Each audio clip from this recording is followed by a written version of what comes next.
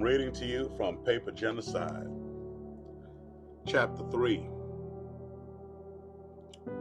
The Last Stand, King Philip's War. From 1675 to 1678. The flames of conflict would return 40 years later with even greater ferocity.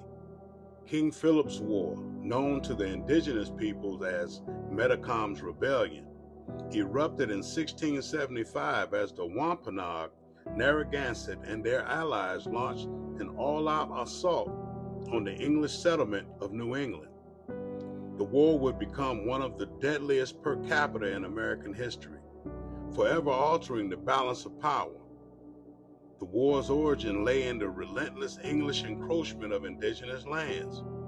Metacom, called King Philip by the English, was the son of the Wampanoag Sachem Massasoit, who had once welcomed the Pilgrims in 1620.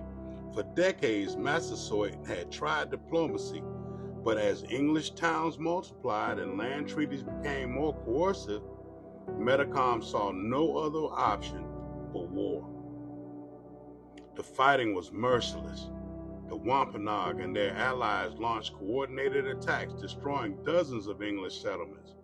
Entire towns, Swansea, Brookfield, Deerfield, were burned to the ground. The colonists, shocked by the indigenous resistance, responded with equal brutality. At the Great Swamp Fight of 1675, English forces burned a massive Narragansett fort, slaughtering hundreds of women, children who had sought refuge there. By 1676, the war had turned against the Wampanoag.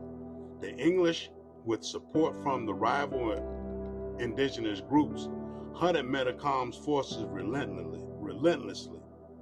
Captured warriors were executed or enslaved. Some were sent to work on New England farms. Others were sold into permanent servitude in the West Indies, a fate shared with surviving peacoats decades earlier.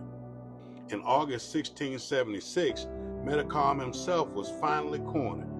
He was shot through the heart, his body quartered, and his severed head placed on a pike in Plymouth for 20 years as a warning.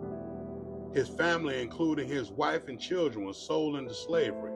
The Wampanoag resistance was crushed. The war ended in 1678, leaving thousands of indigenous women and men and children dead or enslaved.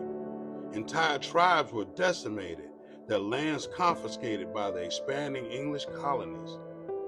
As with the Peacoat War, the legal aftermath was clear. Treaties were torn apart. Tribal lands were dissolved into colonial jurisdictions, and indigenous survivors were stripped of their rights, classified as wards or non-persons in legal records.